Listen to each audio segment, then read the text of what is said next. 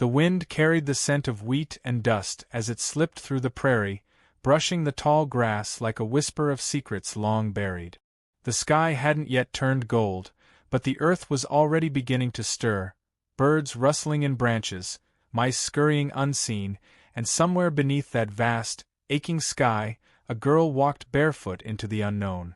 Her name was Lorna, though no one had called her that with tenderness in years. Not since her mother passed. Around the manor she was simply the daughter. A pretty face to be bargained.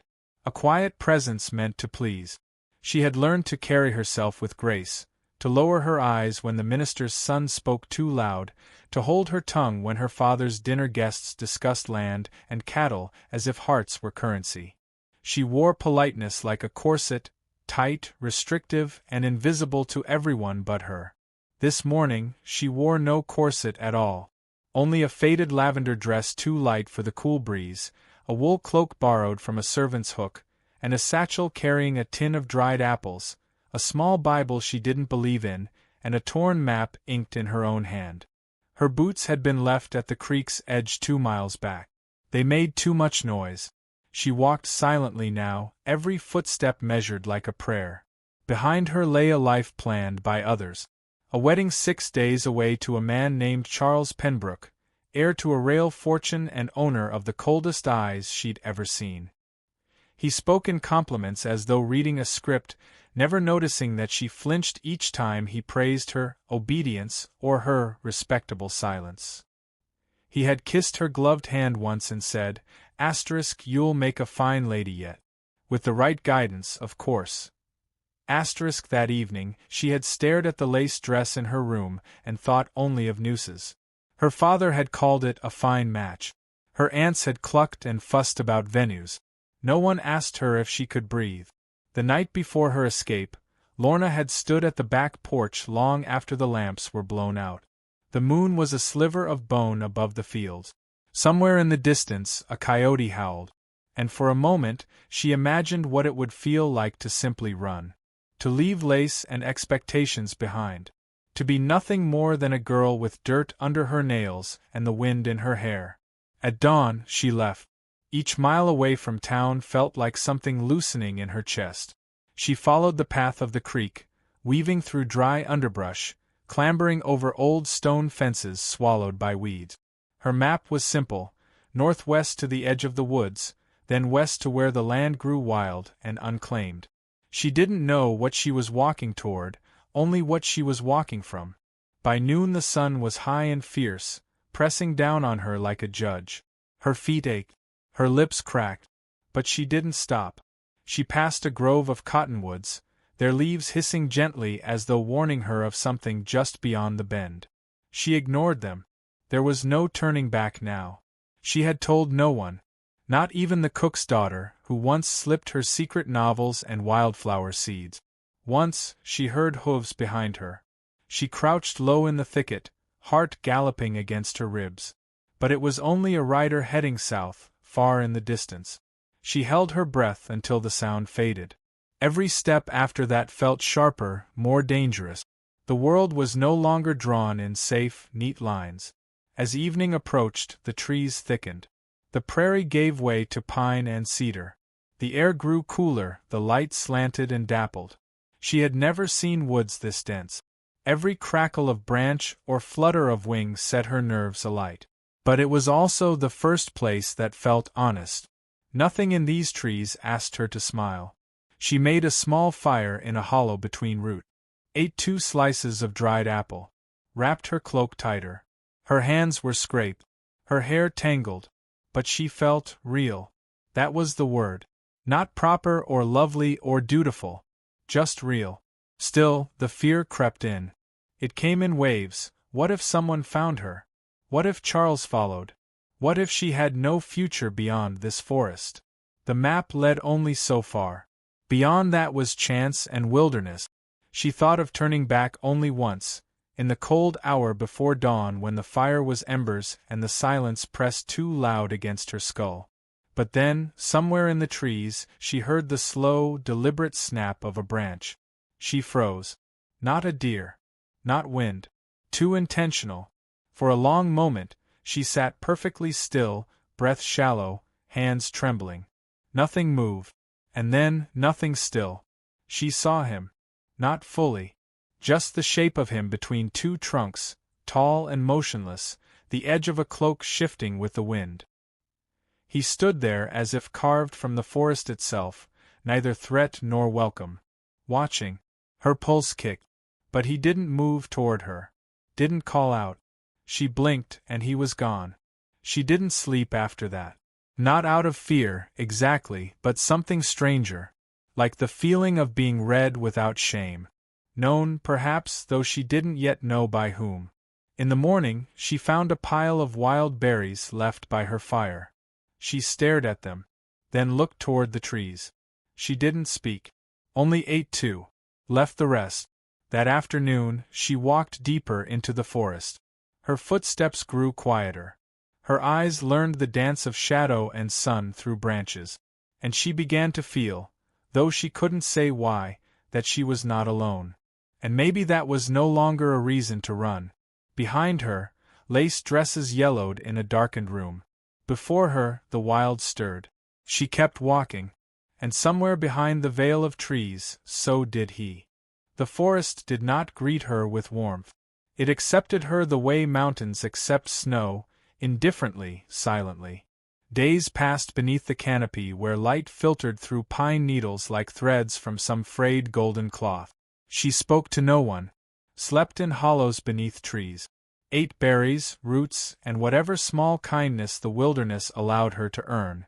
Still, something lingered on the edge of her awareness, not quite threat, not yet comfort. A presence that watched and waited.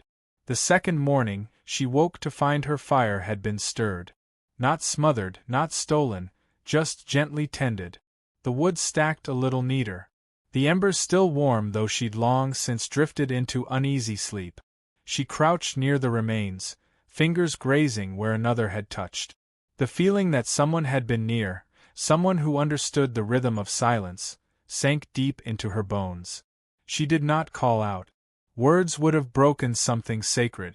She moved carefully from then on, not just for herself but for whomever, or whatever, shared the trees with her.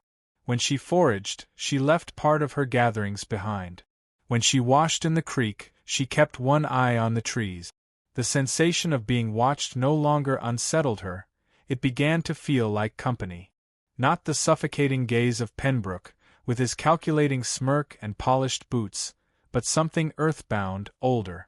Like the land had grown eyes. That evening, she caught her first glimpse of him. He stood across the clearing, still as a statue carved from dusk and bark. He wore buckskin trousers and a weather-worn coat that melted into the shadows. His face was quiet, unreadable, but not cruel. Hair dark, braided at the nape. Eyes neither wide with curiosity nor narrowed in suspicion, just present. As though he had always been here. As though the trees had shaped him the way water shapes stone. She froze. He didn't move. The air between them pulsed with something not quite fear, not yet trust. Then, without a word, he turned and disappeared into the trees. That night she didn't sleep.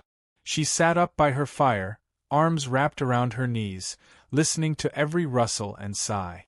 Not with dread, but something like hope pressed into uncertainty. She wasn't sure why, but her heartbeat had slowed after seeing him. As if the forest had finally introduced itself.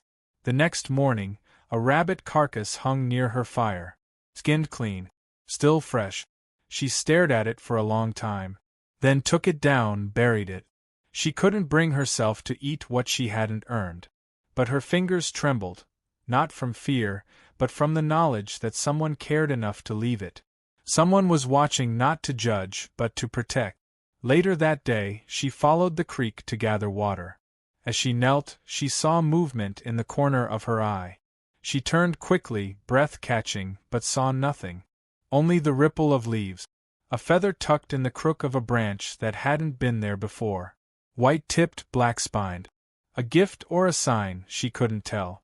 She tucked it into her cloak and said aloud, softly, almost a whisper, "Thank you." The wind answered. She began noticing his touches more clearly. A circle of stones marking safe ground. A fire pit she hadn't built, arranged precisely as hers would have been.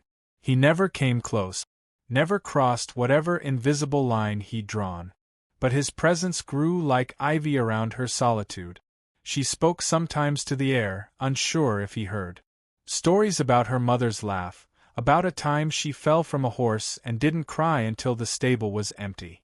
She spoke not to be heard, but because it softened her loneliness. Words floated upward like smoke and vanished into pine boughs. Then came the day when they met again.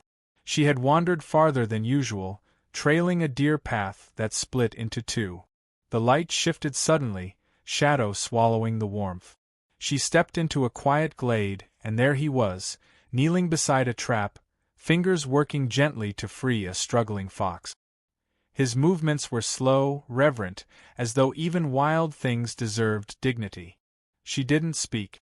He looked up, not startled, simply aware. Their eyes met again. She expected words. There were none. He finished unbinding the fox, who darted away with a yelp. Then, standing tall, he pointed to the broken trap and then to the path behind her.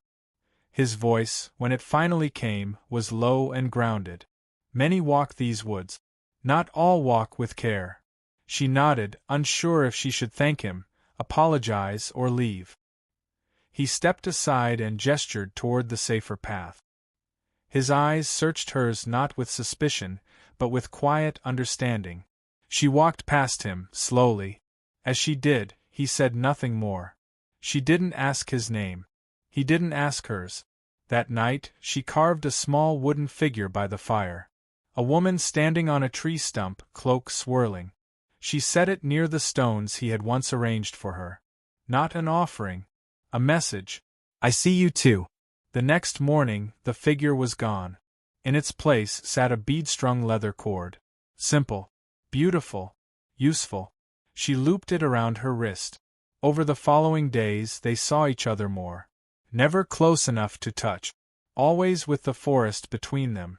But presence became routine. A nod across water. A shared glance when birds scattered. Sometimes they walked the same trail, 10 paces apart, saying nothing. Yet the silence no longer hurt. She learned things from watching him. How to move with the trees instead of against them. How to listen not just with ears but with breath. How to understand the land without demanding from it. She remembered what her mother once said about the people who lived in harmony with the earth. Her father had called them savages. Her mother had only smiled and said, perhaps they just never forgot how to listen. This man, this hunter, had not forgotten. And beside him, she began remembering too. On the 7th day it rained. A cold, mean rain that soaked through her cloak and stole the heat from her skin. She built no fire. Couldn't. Shivered in a nest of ferns, teeth chattering, resolve thinning. She had chosen this. She would not cry. In the gray of dawn, her eyes fluttered open to warmth. A second cloak draped over her. Not hers. Thicker. Smelling of cedar and smoke. She sat up sharply, heart thudding, but he was already gone. Only footprints remained in the mud. Just one word carved carefully into the bark nearby. Stay. She touched the word as if it might burn. Later, she stood beneath the trees and spoke aloud, clear and sure. I don't know what you want from me. Wind answered again. Then, just as she turned to go, she heard his voice, soft, close enough to feel, not just hear. Nothing. You already gave it. She turned, but the forest had swallowed him once more. Still, something within her had shifted. The air tasted different. Less like fear, more like possibility. She wrapped his cloak tighter around her shoulders and began walking. She no longer walked to escape. She walked toward something. A soft mist curled through the trees as morning broke, hanging low like a hush between breaths. The fire had long gone out, but warmth lingered, not from flame, but from the thick cloak wrapped snug around her shoulders. It still smelled of him. Smoke, cedar, and earth like a memory that hadn't yet faded. Lorna sat quietly on the edge of the stone circle he'd once made for her. The air was still, save for the crackle of a jay somewhere in the branches above. She hadn't seen him since he carved the word into the bark. Stay. It echoed in her mind louder than any sermon, clearer than any promise she had ever been offered. That evening, he returned. Not in ceremony or sudden appearance. Simply there, as if the forest had breathed him into being again. He stepped into the firelight holding a bundle of kindling and a pouch of dried meat. She didn't speak. Neither did he. He placed them near her and sat at a respectful distance. His every movement was deliberate, quiet, as though even his presence sought her permission. They shared no fire that night, only silence and soft glances. But it was the silence of two souls sitting in the same song, not the silence of strangers. By morning, they had built the fire together. Days began to take on a rhythm. Not predictable, but gentle. She would rise and gather herbs while he hunted. Sometimes they met near the creek. He showed her how to recognize rabbit tracks and which plants would soothe a burn. She, in return, began to teach him small English words he already knew but never said aloud: *river, *stone, sky. His tongue shaped them slowly, as if tasting something unfamiliar yet not unwelcome.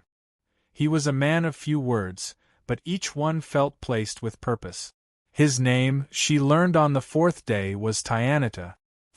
He didn't offer it like an announcement, but as an offering placed gently in her palm. She repeated it under her breath later that night, feeling the shape of it in her mouth like a secret. She never asked what tribe he came from. She didn't need to. It was in his movements, in the reverence with which he touched the earth.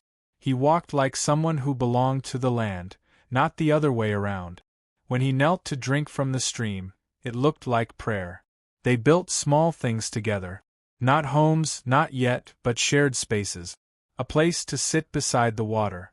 A flat stone where she laid wildflowers and he laid feathers. She found herself humming sometimes, tunes she half remembered from childhood. He never interrupted. Once, he joined in, the sound low and rough, but steady. Like the hum of trees when the wind isn't strong enough to move the branches but still lingers among them. One evening, as the fire flickered low, he took out a strip of bark and carved with his knife.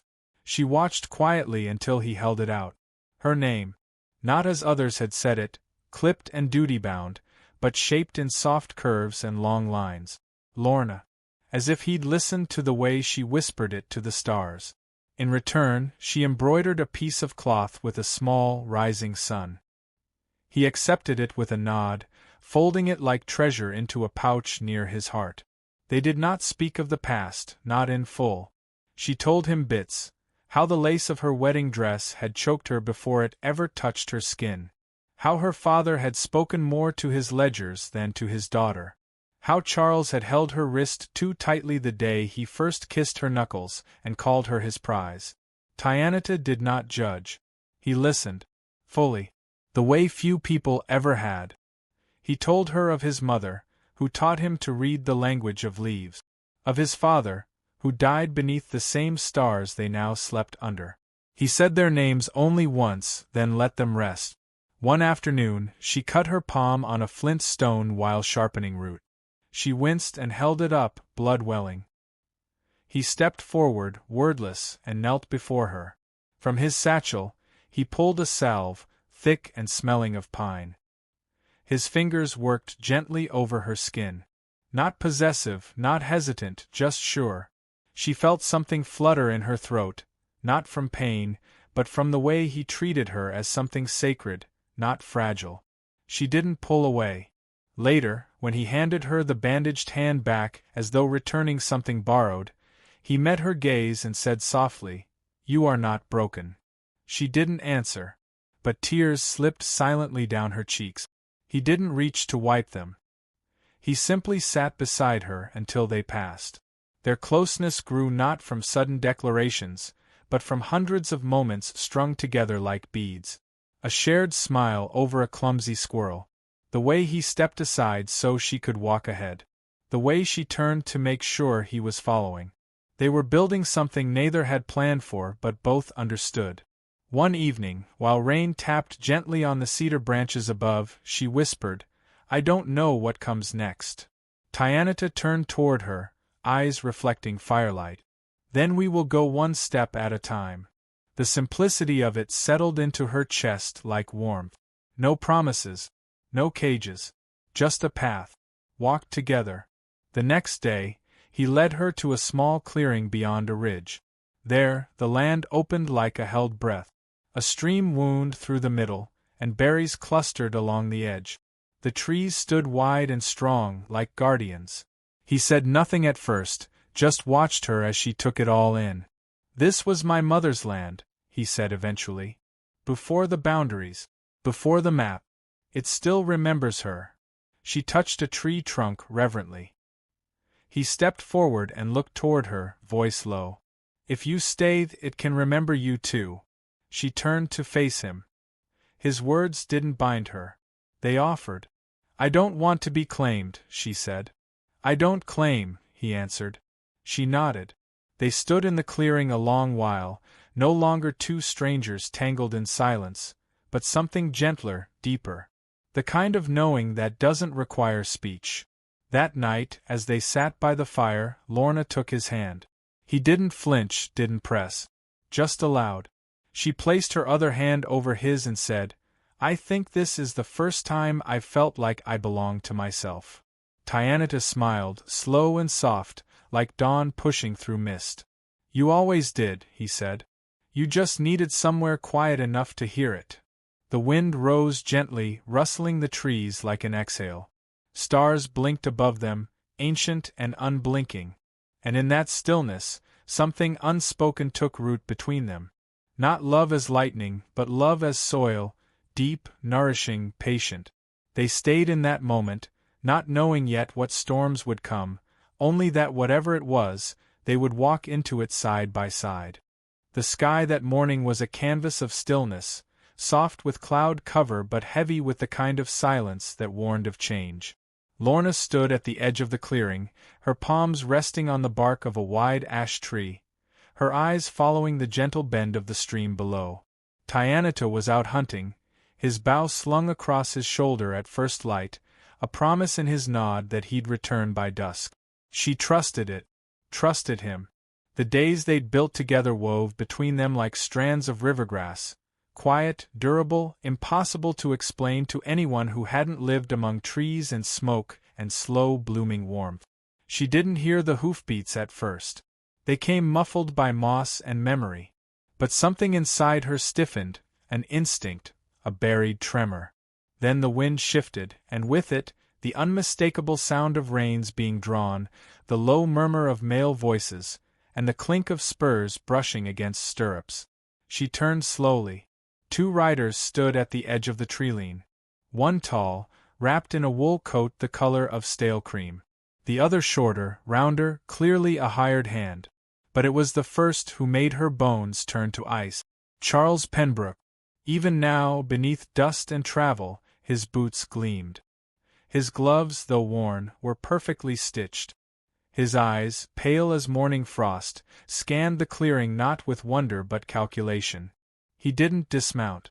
Just stared at her like she was a misplaced ledger. "I'd say it's good to see you, Lorna," he called, voice flat and civilized, "but I'm afraid the circumstances make that difficult." She stood tall, chin slightly lifted, though her heartbeat scattered like startled birds. She said nothing. "You've had us all worried," he continued, guiding his horse closer. "Your father's been ill over it. Your aunt's weeping daily. What a thing, to vanish without a note. The sheriff nearly declared you taken." His smile was tight. "But imagine our surprise when word came from a trapper, about a woman matching your description, seen near the Cherokee lands." She inhaled slowly, steadying herself. "I wasn't taken," she said. "I left." He scoffed, the sound light but full of weight. "Don't be dramatic. You've always been prone to sensitive flights of fancy. But this is beneath you." Behind him, the hired man chuckled. She didn't move. Charles tilted his head, studying her like a horse he was about to buy. I see the forests made you forget your place. That can be corrected. We'll head back now. I've spoken with your father. The wedding's postponed, but not cancelled. You'll have time to readjust. A branch cracked in the distance. Charles looked up, frowning. Is your pet watching? Or has he run off? Lorna's voice was quiet but firm. He has a name. Does he? His lips curled. I'm sure it's charming. She stepped forward then, just slightly. Enough for the light to catch her face, to show the steady steel in her eyes. I'm not going back. Charles blinked, then chuckled, as if humoring a child. Of course you are. Let's not make this unpleasant. You belong in a home, not skulking around the woods like some outlaw's mistress. She felt the words sink into her stomach, heavy and cruel. But she didn't flinch. You mistake kindness for weakness, she said, voice calm. But I am not yours to summon. Not now. Not ever. Charles's face darkened. You forget what you owe. Your name, your future. Are mine. The air between them snapped like a pulled thread. Then, from the trees behind her, Tyanata appeared. He didn't storm or shout. He simply stepped into the clearing, bow unstrung but visible, eyes locked on the stranger.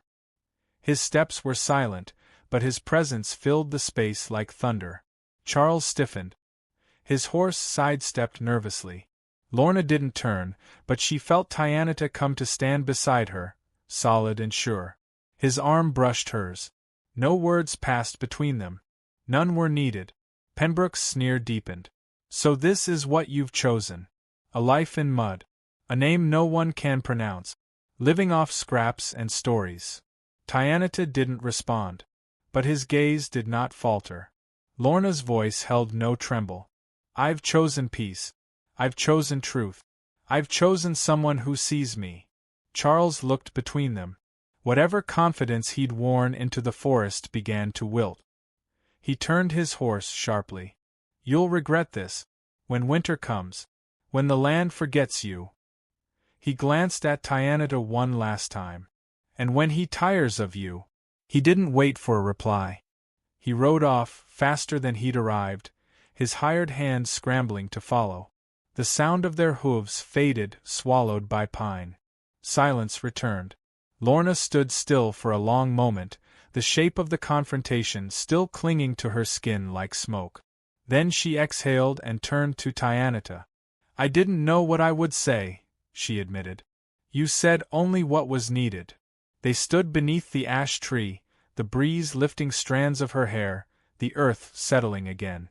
I don't want to bring trouble to your land, she whispered. Tyanata looked at her, expression steady. This land is not a possession. It is a breath, a rhythm. It chose you before I did. Her throat tightened. He will return. Then let him. The trees know who belongs. She touched the leather cord at her wrist, the one he'd made for her long ago now, though it hadn't been so many days. It grounded her, soft as bark, strong as root. I can't be hidden away anymore, she said. Not in a house. Not here either. I want to live with you, not behind you. His answer came not in words, but in how he reached for her hand and placed it over his chest, where his heart beat steady as the earth beneath them.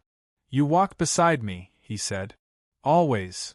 They stayed like that, the light fading gently around them. No fanfare. No ceremony. Just two people choosing. Not out of desperation, but out of something deeper. Not the lightning of impulse, but the quiet certainty of shared steps. Later that evening, they began to gather stones, smooth, flat, warm from the sun. A place would be built here. Not for hiding. Not for escaping. But for becoming. And in the hush of the forest, Lorna smiled for the first time in a long, long while, not because someone had allowed her to, but because the life she wanted was no longer a dream. It had roots. And the future, however uncertain, was no longer something to fear. Autumn came slowly, wrapping the land in rust and gold like an old quilt. The trees turned first, whispering change through their brittle leaves, and the river began to run quieter, like it too had grown thoughtful. Lorna rose each morning to the sound of birds waking and Tyanata tending the fire. They moved in soft harmony, not speaking unless the day required it. Their words had become fewer, but fuller, like the roots of trees that ran deep beneath the surface. They had not promised each other forever. They had simply built toward it, stone by stone, kindness by kindness. Their cabin stood where the stream curved around a bed of moss-covered rocks. Not large, not grand. Just enough space to hold them, their tools, a woven rug she stitched from scraps, and the carved wooden bowl he had shaped with her initials burned softly at the base. In the mornings, she baked cornbread and ground dried herbs. In the evenings, they sat side by side as the sun vanished behind the pines. Peace, she learned, was not the absence of trouble, but the presence of someone who held your hand through the fire without flinching. A woman from a neighboring village visited sometimes, an elder with braided silver hair and a laugh like dry leaves. She brought Lorna a shawl she'd woven herself, deep green with red thread hidden in the corners. Protection, she said. For women who make brave choices. Lorna had worn it every day since. The quiet life they carved didn't stay unnoticed for long. One morning, a rider appeared again, not Charles but a young deputy from the town, dusty and stiff-backed. He brought a letter. Lorna opened it slowly, fingers steady. It was from her father, penned in another's hand but signed with his careful, formal script. He wished her well. Offered no apology. Only asked that she not speak of the family name in connection to what she had chosen. A polite farewell wrapped in a warning. She folded it once and tossed it into the fire. Tyanata had watched from the doorway. When she met his gaze, he asked only, "Do you wish to go back?" She shook her head. "I finally know what forward means." Weeks passed. Then came the day when Charles himself returned. He rode into the clearing late in the afternoon, as if time belonged to him. He came without a hired hand this time. No deputies, just himself, his horse, and a paper clenched in one gloved fist. His face was leaner, more drawn. But his voice still carried that cold confidence, the kind that didn't bend even when it broke. "I hear you married him," he said, not dismounting. Lorna stood on the porch beside Tyanata, who remained still, his arms crossed, gaze unreadable. "I hear many things," Charles continued. "Whispers, stories. That you live here now like a savage's bride, no church, no witness, no proper seal." She said nothing. Let the words settle into the soil where they belonged. "I came," he said, holding up the paper, "to claim what's mine. You ran, Lorna. You embarrassed me. You shamed your father's name. But you are still, by law, my fiancée. And I intend to see that law fulfilled." Tyanata stepped down from the porch slowly. Not rushed. Not menacing. Just certain. "No law binds her but her choice," he said. Charles turned, mouth curling in disdain. "You think these woods make you husband and wife? That sharing fires and carving beads is equal to a name signed by a minister." He threw the paper down. "I could bring every lawman in the territory. I could drag her back if I wished." Tyanata didn't answer. He walked to the fire pit, picked up a single glowing coal with a flat rock, and set it onto the paper. It blackened, curled, and turned to ash. Charles lunged forward. Lorna stepped between them. "You may have bought a ring," she said quietly. "But you never earned my yes. You never saw me, Charles. Only what I could become under your control." He halted inches away, face twisted with fury. "I loved you," he spat. "No," she said, steady. "You wanted to own me." She turned her back to him. Not as dismissal, but as liberation. Charles hesitated, fists clenched, then pulled the reins sharply and rode away, dust and humiliation trailing behind him like smoke from a dying fire. Tyanata said nothing. He stood by her side until the dust settled. That night, she lit a new fire. No one came for her again. Winter whispered through the trees with a softness that felt earned. They prepared together, stocking wood, drying food, weaving warmth into every corner of the cabin. Snow fell in early December, blanketing the land in quiet. She loved the way the world slowed, the way his hand found hers beneath every folded blanket. She asked him once if he missed solitude. He looked at her like she'd asked whether he missed breathing. One morning, a child came, barefoot, shivering, eyes wide with hunger. Found near the river, nearly frozen. He wouldn't speak at first, just clung to the bread Lorna gave him with hands that shook too hard. Tyanita built a fire while she wrapped him in her green shawl. Days later, he whispered his name. They never asked for more. The boy stayed. Their family, unplanned, grew not in blood but in choice, in the shared weaving of a life that belonged only to those who lived it. And one spring morning, beneath the tree where she first refused to run again, Lorna stood beside Tyanita with the child between them. They exchanged no vows, only feathers and stones. He placed a hand over her heart. She placed one over his. "I am yours," she whispered. "Not as property, not as duty. As breath. As shelter." He smiled. "And I am yours, not as savior, but as path." The boy pressed a flower into her hand. She tucked it behind her ear. They lived on, season after season. Not untouched by hardship. Not immune to sorrow. But anchored. And free. The world, when it came to visit, found them not hidden, but strong. Not forgotten, but exactly where they chose to be. And if you find yourself standing at the edge of a life that was written without your voice, remember this. You are allowed to begin again. You are allowed to walk into the trees, find the one who listens more than he speaks, and build something that cannot be stolen. Sometimes the fire doesn't burn to destroy. Sometimes it clears the land so something truer can take root.